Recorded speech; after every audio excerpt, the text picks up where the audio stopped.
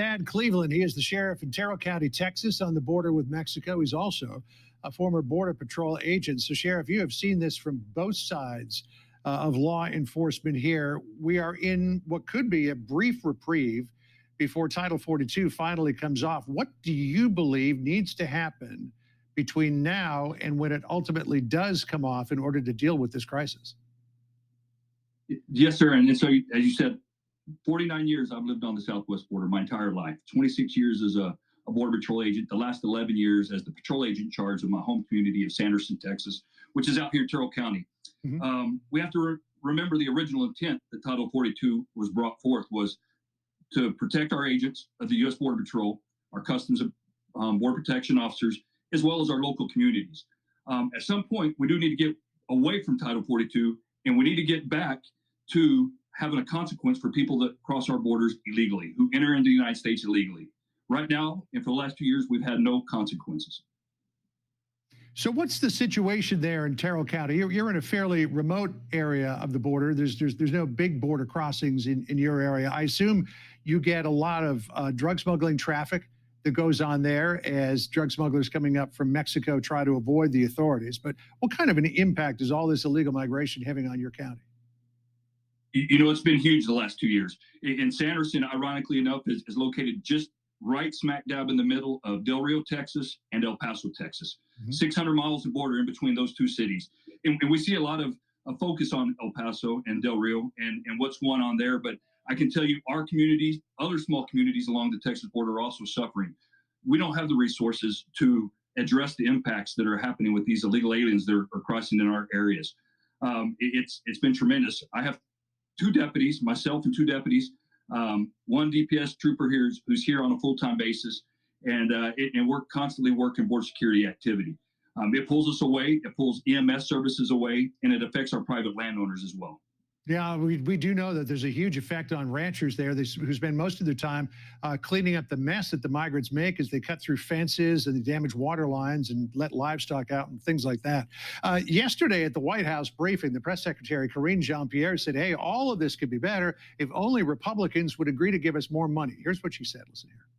I mean, we're asking for $3.5 billion in additional funding to help us, right, with the challenges that we're seeing. So if congressional Republicans are serious about this, serious about dealing with what the challenges that we're currently seeing, then they would assist in helping, making sure the men and the women of the DHS has the resources that they need. Sheriff, would throwing more money at this crisis fix it?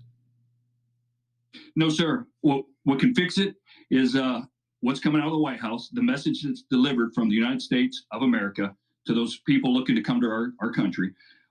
Also, what can fix it is the migrant protection protocols. That was something that was taking place under President Trump and worked. Also, I mentioned that, there are some pros with Title 42, but it needs to go away. It served its purpose. But what it does do is it enables our Border Patrol agents to stay in the field longer. It shortens the amount of processing that's required, thus giving them more time to be in the field to apprehend groups. But we need to get back. We need to get back to ensuring that we have a consequence for someone who enters our country illegally and that Remain in Mexico MPP program. I just want to mention that I mean, the last week, I've seen 7 people that were allowed into this country. 5 were Cubans, 2 were Nicaraguans that were allowed into this country under asylum within the last 4 months, and they've already come into my county to smuggle aliens. So not everybody's coming to do good things. Yeah, no, we absolutely see that, particularly these, hundreds of thousands of gotaways as well. The people who are not trying to turn themselves in to seek asylum here, we don't know what they're in the country for. I want to jump to call for number 3 here because Congressman Will Hurd, or former Congressman Will Hurd of Texas, thought that a good start to address this problem would be to fire Alejandro Mayorkas. Here's what he said earlier today on Fox.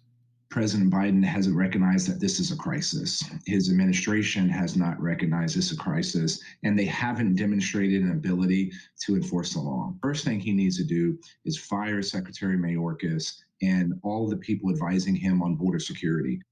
Critics say that Mayorkas has got no credibility here at home. He's got no credibility in the international community as well, that none of the leaders of these countries that are part of the root cause of immigration are listening to him. What do you say?